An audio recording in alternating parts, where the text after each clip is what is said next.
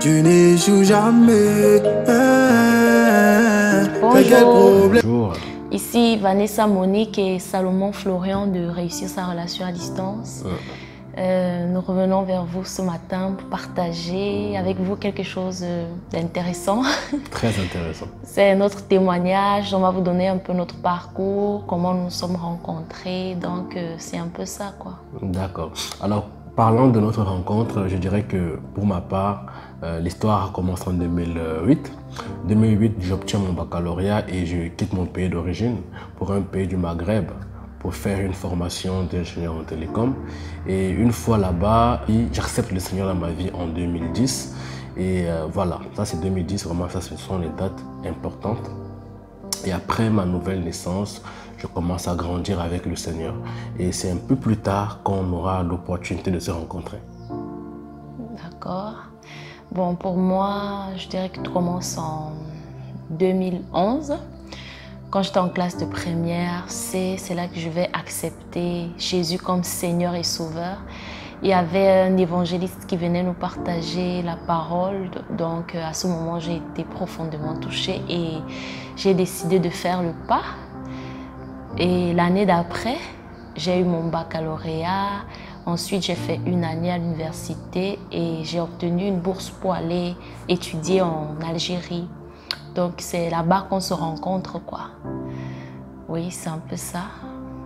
Et à mon arrivée en 2013, quand on arrive souvent, il y a, disons, des anciens compatriotes qu'on trouve sur place qui nous accueillent. Donc, on les appelle les anciens et ils nous appellent les nouveaux. Tout à fait. Les anciennes que j'ai trouvées dans la ville où j'étais nous ont accueillis et puis voilà. Et en novembre, on nous a dit, bon, il y a une réunion de prière à l'église, voilà, qu'on a organisée, il faut venir. Donc, nous sommes allés, nouvellement venus, et c'est là qu'on se rencontre, quoi.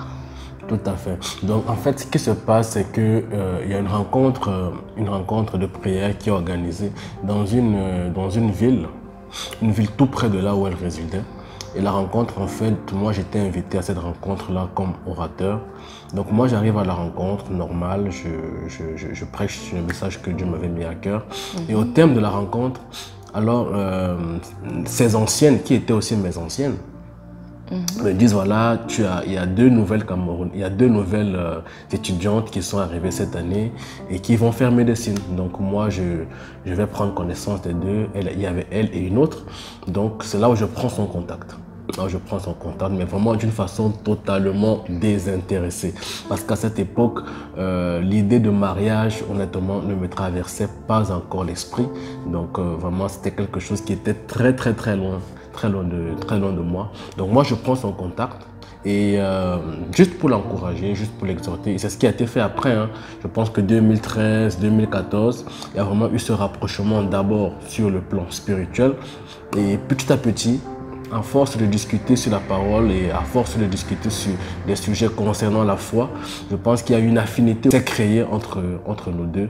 Et progressivement, on a commencé vraiment à voir que voilà, moi j'ai commencé à voir qu'il y avait vraiment une attirance, une petite attirance que j'avais vers elle, mais je m'étais dit certainement c'est ma chair qui est en train de me jouer des tours. Donc voilà, il faut que j'aille vraiment dans une retraite spirituelle pour vraiment briser les œuvres de la chair, parce que voilà, je me disais ce n'est pas encore le temps. Voilà pourquoi je pense que c'est aussi important pour nous qui sommes jeunes de savoir quand est-ce qu'il faut réveiller l'amour. Parce que si nous réveillons l'amour en la mauvaise saison, je pense que cela va nous causer plus de dommages que de bien. Donc, c'est un peu ça. Au départ, c'est plus une relation de suivi spirituel. Il m'appelait pour m'encourager, partager la parole, m'exhorter, pour prier. Bon, ça m'a aidé vraiment à grandir dans ma foi. Et c'est ça, quoi. C'est comme ça que la relation se développe.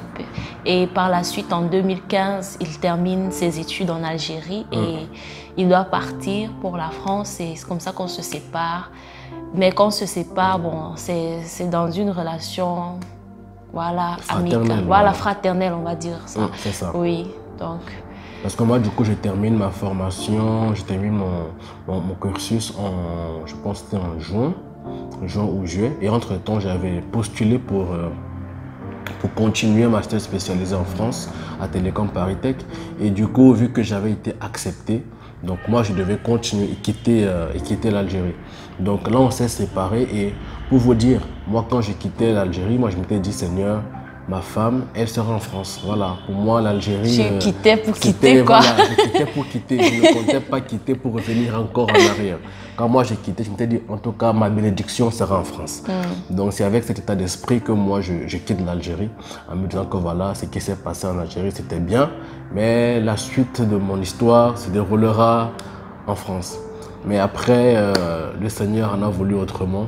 On approfondira un peu cela dans la prochaine vidéo qui paraîtra certainement dans les jours à venir. Donc nous vous invitons déjà, si vous avez aimé le contenu, à laisser un commentaire si vous avez des questions et à partager et surtout à vous abonner à la chaîne afin de ne manquer aucune de nos prochaines publications. Ok, merci. À bientôt. À bientôt. Bye.